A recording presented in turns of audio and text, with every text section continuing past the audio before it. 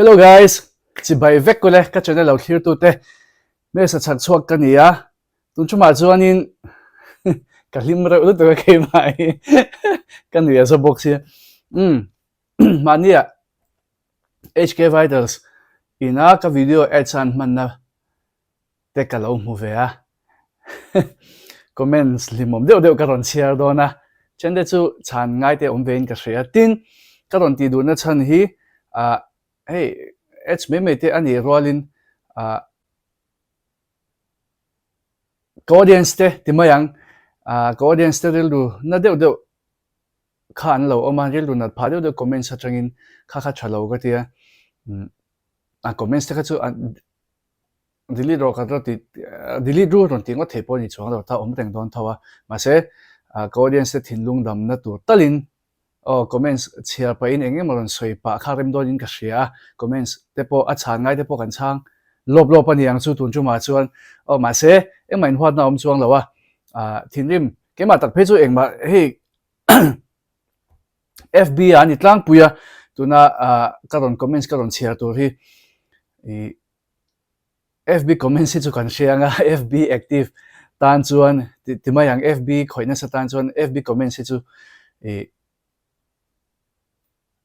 thil kha tam china ni te lo kan che thiam mai in ka renga soi thui wak ngai lo collagen le glutathione ka video siam na kha etcha tan an manga chuanin collagen kha for men ania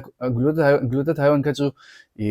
tu tan po in thainia for men na oma collagen ha khan chuan for men lo unisex timayang mipa po ina in thai mechia po ina in thai khan nei thawa for men bi khi an siam sang ve sim shima kha ka ron soi ve sim ni se ti chuanin collagen ni lo glutathione hi ka echan man ma saka wangin heta comment se ka Chhiar ma sadon ni mona changte glowing ti hi mom deuh hlek ang hi ani mai ti na mi he po abom hluam main ka hria ka sei ma sak du chu atam zo hi mi pan nia ka tiang comments kha tam viawa om via sei na po hianin tun chu ma po hianin mom min ti le viau ka ringa I ka mai oilin ka chia ka vuna rawa wangin tun na ya ka vuna rawa deuh hlek ka wangin ka mai oilin ka chia skincare ti zo ka don shoot cha box ya video ka siam cha box ya glow emo glow ai ma chon mom min ti chale to khopin ka ringa zai nai chon ka mom tel shim tun chu ma hi chon ka mom tel shim ti ka lo soi du ni I chuanin mule kha I glow lu tu ka engki maral te I glow lu tu ka I mom chuak mur mai lom tenom ti de ze ka chon Jonathan ron che vele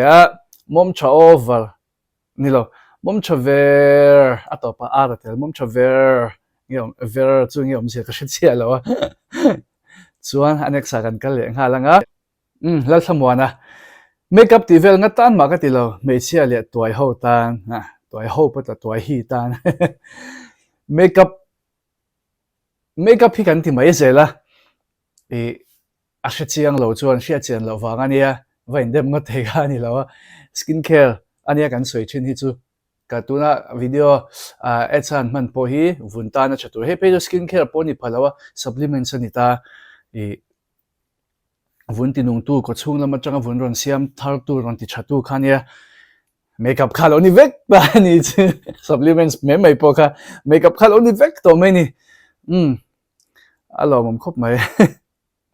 pakati he kan apoi mo kan soilo nga pumpui chaklo tan chon HC ani lo top K-pop pumpui ulcer kan nei der ani collagen te glutate hi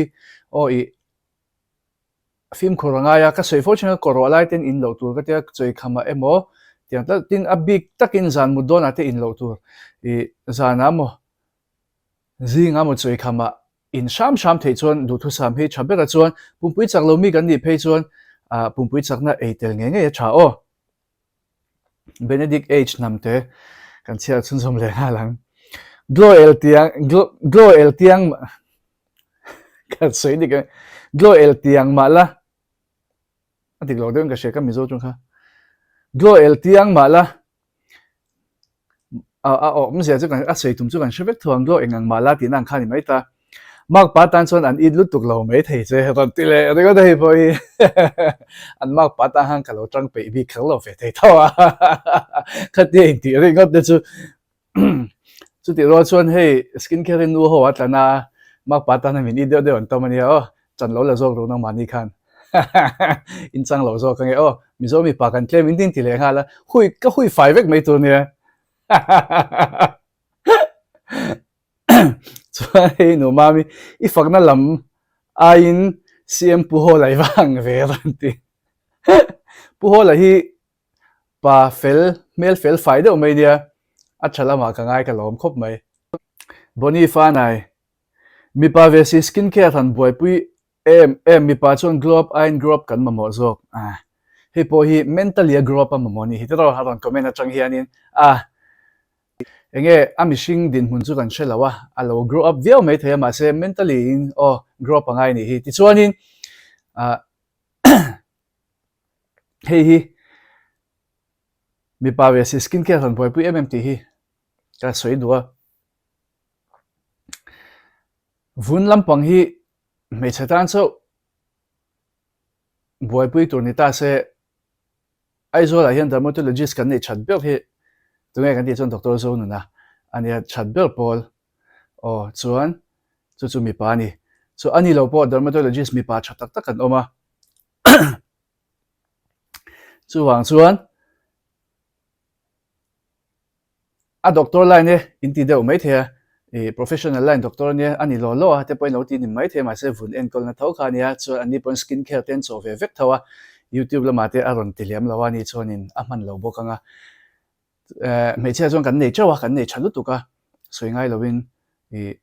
an chato pani ka soi lang khel longa a doctor du zung na ka ron soi lan bi na chan pom mi pa ni wang ani ta chu wang chuanin skin care ron ni ta ka wang khan mei che te chau nu ho chau boy pui tur kha a khan mo kan ti thida tin ka skin care ron ti na chan tak hi chu ke ma chuanin hei ka soi ve to thina thowana hei ka anniversary ka channel anniversary hen ka soi ve zia Mizo te ta na ka skincare lama ka lo shiat te chan chu thil shiat ngai tam tak ka oma shiat thiam mai theilo sap trong thiam na tuk lo tan phei chuan trong moi lo ni lo se thil shiat fia ngai le thil shiat chian ngai tam tak ka oma kha khami ron soidu awanga ron ti kha kanita chumi pa jon skincare te ti lo theilo wa enge mo chena soi lo theilo bok ta kala soi zel don bok ta karon ti zel don boka aning kha chon lo ning nula aning lo tam tak kan oma aning lo tang khan kan siam zel don thawani ka siam zel don thawa ka top san don lo chu kan soi masadua ti chuanin ka channel hi Mizo te tana dedicate top Mizo te tan liao lewa channel siam kan ka Mizo puite hetiang lama shiat nan lo nei bel theina te man lo son theina te siam kan ya chuwang chuanin advertisement po hi ka tilem lo ani ka ti lo ni hetia acha tlom na link kan lo nei ve te ni lo hi chuan tuna HK Vitals po hi ka video siam te a chan lo tian lo du em awangin ti khanin ka du lu tuk lem lo na chungin kan ngai to ve fe ma se products chia ni chuang lawa apoi kha ka ti lo ta chu tianga enge khata changa echa na remti te kha kanita ka video te po khamo chu ka non soi fia pa ha shim boka in soi fia chu ka ba chuang lawa ka non soi ve lang shim ani din a koli Mizo mi pa chuan makeup ilom ber an ti hei po makeup ron ti le topa chu ta kol glutathione kan la fak zuya mo echa khan glutathione kan la soi zuya a chi kha makeup lon hi le vek to mai ni khang te po khamo chuan CVL shwaya nang po Mizo mi pa chuan mo fel tak tu ni ve don ani hei ka mu tin kan ni zalu tu ka chan chu tun na ya mo fel le mo sol ka an tam lu tu ka mo fel ni thei shim kha lo mom ka ti ke chu mo fel tu ra min lo ngai mo fel tu ra min lo da hal top kha alo mom kalom lu tuk ma se patian zara mo chu kan ni lawang ti chuanin hei hi nute Mizo ti hianin thil om dana ron man viawa ka chiar du mizo ten kan ei zon na huang sang sang kan zawa alomom hle mai hei hi thil om zia man kan te nge khat te khan ka komenang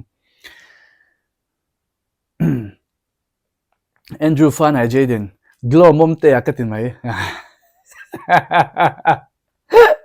tile edegot alomom zele alomom ti zelang hei pe chu rem rem WRLD WRLD ni top mai ni a second name a ming top lam hi chu ka chiar thiam to lo Mipa skincare makeup etc mang chini chu Mipa ka chiar lo thile to an pa le mai fake ala ni zui alo fake de hian lo pa veng ti hlom khop mai a reply tu la hi anin chang to lu to kan chiar lo ka i chiar lo ka tu man zot lo che dai kil kom ka ra mel che zet ngai dang ka tu man zot lo ron let ti shapa ka reply chak trash talk chak lu tu ka mi lo she thia wa ron te ngai da ma dil thap polite view she thia na dil thap ma se ti let chapa ti khan ka reply ngai lo hianin mi cha tak tak hin lo ma reply dan thiam tak tak kan ti nge hei po aglo le lu tu ka tle hlu the ti le ringo ta chu pu ya lai lung ka chiar digam ka shelo lai lung nge lai lung tu ne na ti te na in nei lo mi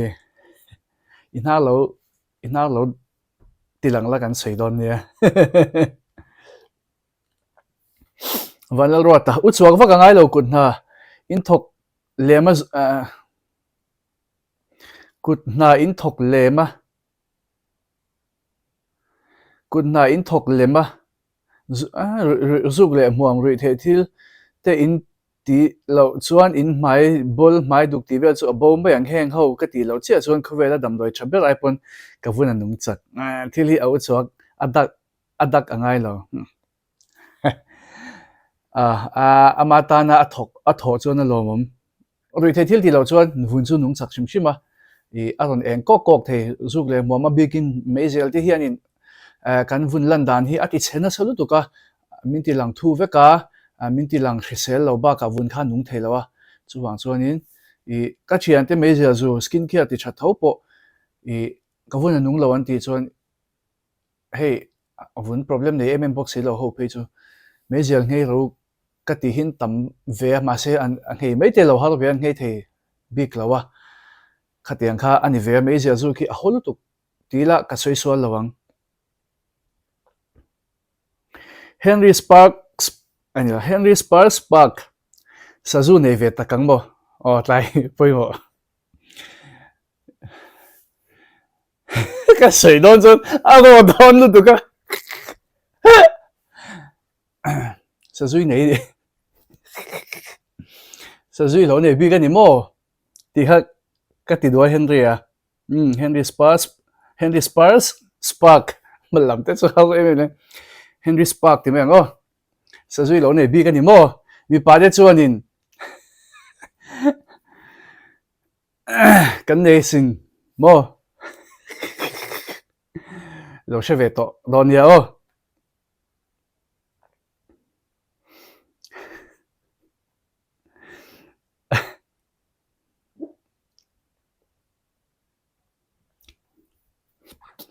ma khiang te mi pa kan tlem to ma nak lai hian aglo lom chi te kan lo om ve zel boxi mi pa kan tlem to ti comment hi atama na kina hlomin ka ron changang glo lom chi te kan lo om ve zel boxi glo kan ti hian in vun cha vun nung nei khan in maya alom lam ai ma chuan khami ha kan tumania vun hrisel vun nung nei kha mesa.skincare ti channel siam ve tunge i vun thirwap vun nung lo lu to ka ron channel video ron channel siama video ron upload sek du bi kang tiro channel kan siam ming te kha le kan siam chan te kha shiat ve tu ron ya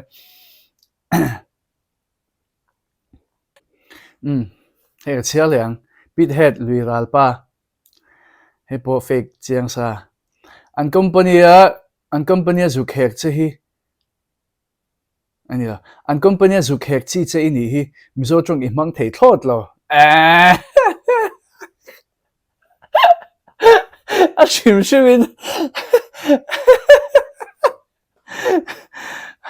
ani tu te fai ne vai ne nam dang mizo po ni lo ne shim mizo chung te chum hang lo lang chuan hete comment hi ka hre thia banga chu po ni se an du so dai do na english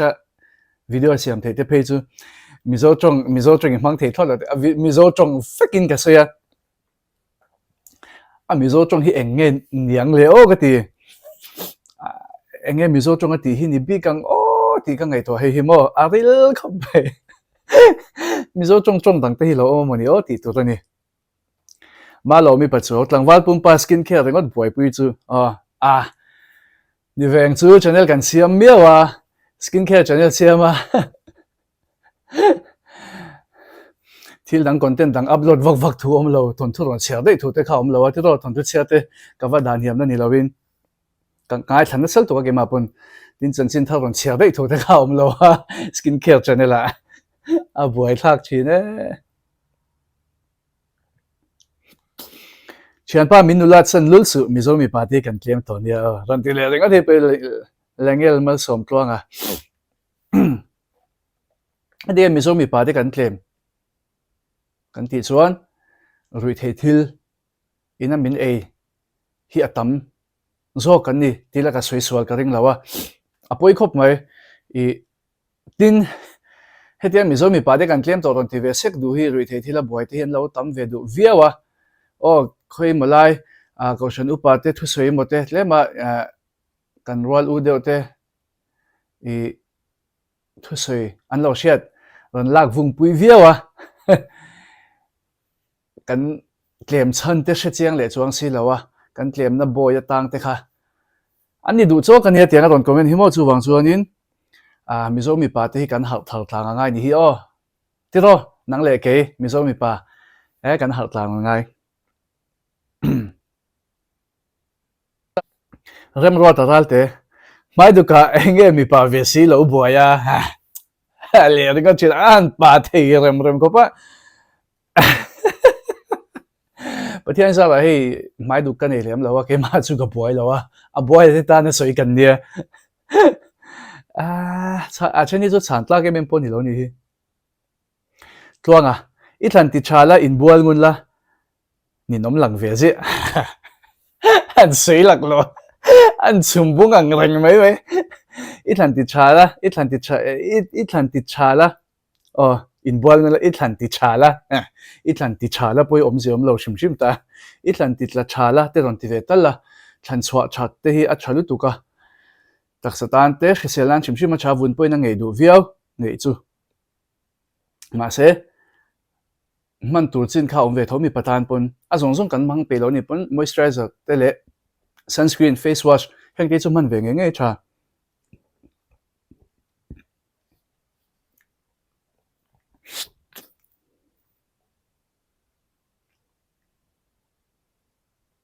born to die in like a mu ma chu koi don lo che ka in reng sia video po khan mo a boy tlak chin mangi kan in lo de chu kan review du big le nem ami seno silkit hei chu an mak ve rolon le hair oil hi tok ve mi patan chuan lo mang zel ro ralte zorem thil dang chu ka hrelowa tel tak chu I mang ngei maya hei po hi hre chuang lo ni hre chel le mai ni te jaha fake ngai thil thatak ka hrelowe fake ngai enge mo kan fake chin le o Hrang rumah cult net thamo mi patani an kolwa ka ngai lo mai ro ra do hi a to khel mel jok mania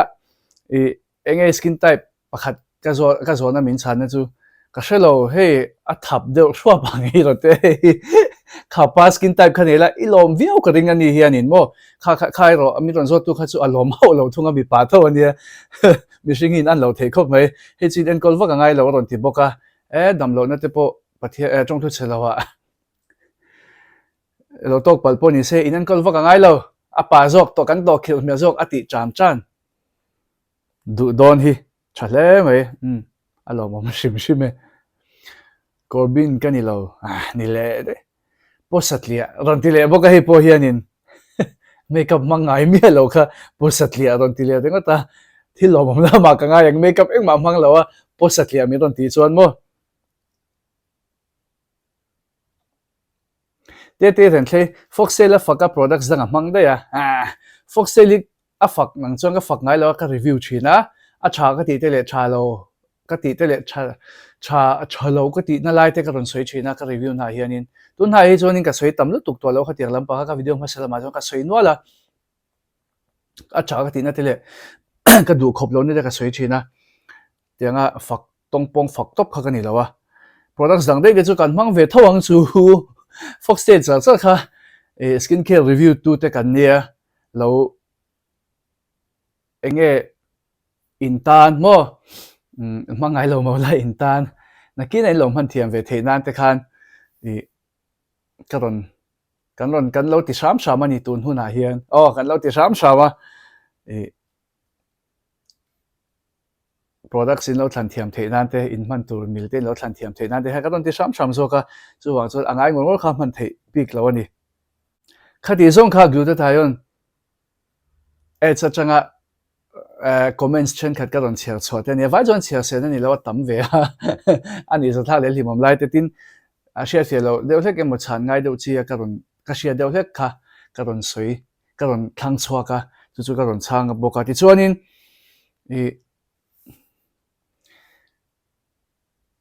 collagen for men etsa an man na comment Chhiar ve le thunga ngo pat chuwa in lo en vek don nia